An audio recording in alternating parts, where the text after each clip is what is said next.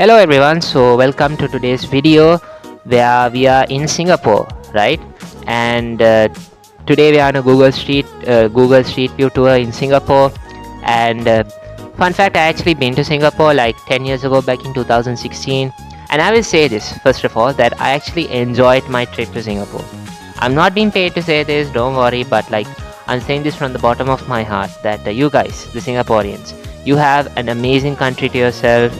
You know, it's impressive how you went from being third world to first world, and I enjoyed my trip to Singapore except for this one small thing, right?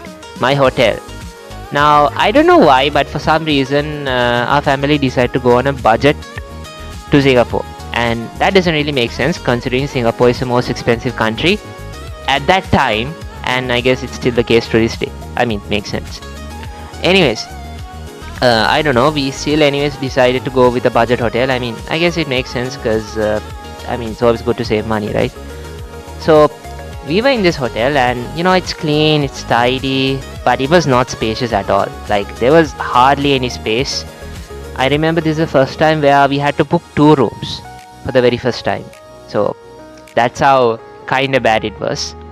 And the only other here's the thing, there was like a bed in each room, and it took up literally half the space. It literally reminded me of one of those shoebox apartments you find in Hong Kong. It's kind of similar to that.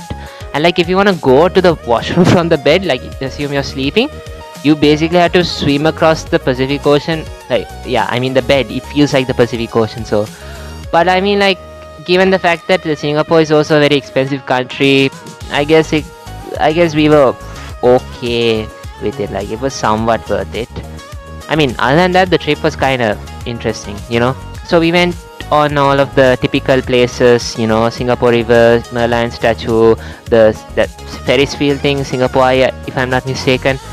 We did not go to Marina Bay Sands because we were on a budget, obviously, so doesn't make sense for us to go there. And also we went to Sentosa Island.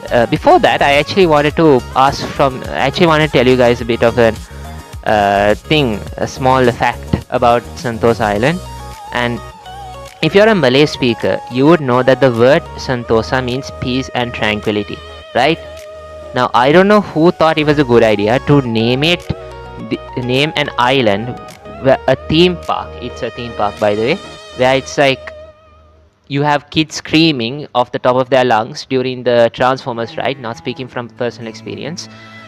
And like, why on earth would you name a place like that Sentosa, like peace and tranquility? Like, it doesn't make sense.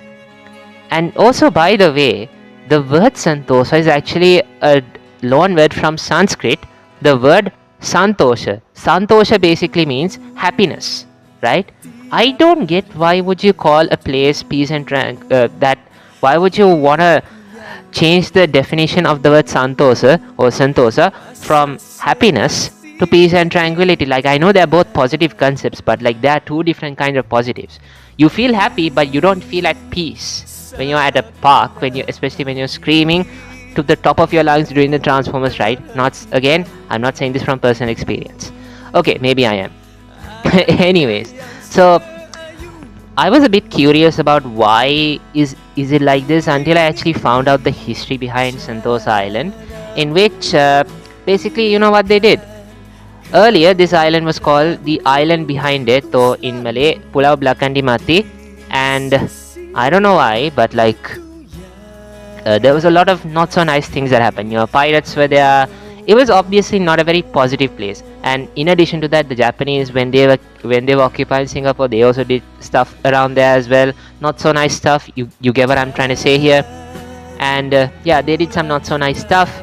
But then the government was like, you know what, we're gonna rebrand this place and we're gonna make it as a tourist attraction, which I guess kind of makes sense. Like, you don't want a place to basically that had such a horrible history to basically be always associated with the horrible history always. But then again, there's also a difference between not wanting people to associate with it and just simply not and also simply denying the fact that it ever took place. Japan, I'm looking at you especially because you're a professional at basically making the world forget about the fact that you did evil stuff back in the day.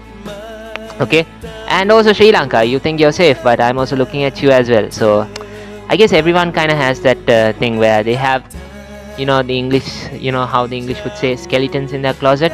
They all have some kind of a dark past. Well, I think it's clear that everywhere in the world it's the same way. It's unfortunate, but it is what it is, unfortunately. But at the same time, we should also acknowledge the fact that not so nice stuff happened, and at least acknowledge it, right? You don't have to deny it. You should not deny it. You should at least accept the fact that it happened when it clearly did happen. You can't just deny the fact that it didn't happen, right? Anyway, so back to my story. So one day we were in Sentosa, and we decided to call it a day, and we were very tired and we want to go to the hotel room, okay? And while on our way to the bus terminal that takes us to the mainland, we saw a bunch of guys that had pythons on their shoulders. Those guys who have pythons and you can take a photo with them, those guys. And here's the thing, I was deathly afraid of snakes. Like, I still have that fear today, but like back then it was much worse. So the moment I saw these snakes, I decided to basically run for my life all the way to the bus terminal, making myself a huge embarrassment in front of the tour group, because we were actually on a tour group. So it's not just my family, so there were a couple of other people there. There was another Sri Lankan family, but most of them were Indians and Pakistanis. So yeah, I basically embarrassed myself in front of the entirety of South Asia. So that's a very fun thought to have. But at least I was able to save myself from Slytherin, so worth it at the end. So yeah, that's just a little thing, a little story that I wanted to tell about Sentosa Island. Other than that, my experience was quite nice, and I definitely did not scream during the Transformers ride in Universal Studios, so just keep that in mind. Anyway, so some other thing I just wanted to mention is also one final thing is that, okay, I kind of noticed that in Singapore, right, it's like you guys have a lot of Milo, right? So yeah, we went from talking about snakes to Milo. So Milo is a very popular thing all over the world, and it's an Australian product, yeah, sure, but like at the end of the day, like, it's popular all over the world. In Singapore, I saw it actually for the first time outside of Sri Lanka, and that kind of broke my heart earlier, because I always, like, earlier when I was a kid, I always thought that Milo was pretty much only a Sri Lankan product. The marketing is also kind of framed it as like it's a Sri Lankan product only, right?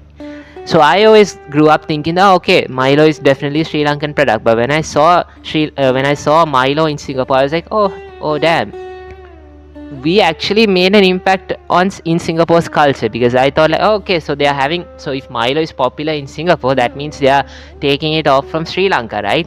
Okay, so but then some years later, I actually googled where Milo actually comes from, considering the fact that it's way popular, like, all over the world. I was like thinking, wait, how can a Sri Lankan product be this popular?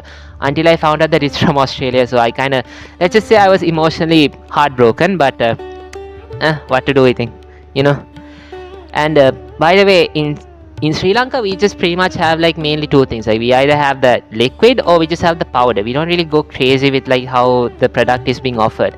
In Singapore and Malaysia, they go crazy with this stuff, right? And I thought we Sri Lankans were crazy, but like Singapore and Malaysia, you guys are way crazier with your Milo. Like, you like it in everything. You have this Milo dinosaur, and okay, let's be honest, I think every once in our life, we always like took Milo from the spoon and just ate it, like the actual Milo powder, we just ate it. Like, doesn't matter where, it's a common experience.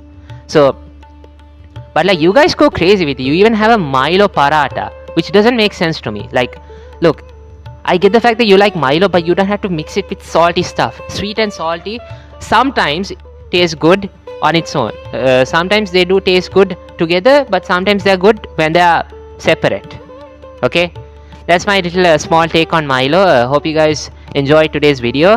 Hope you guys enjoyed my little rant on Milo at the end. Yeah, hopefully we will meet in the next video, and hopefully it'll be we'll just see where we will meet in the next video. So until then, see you later.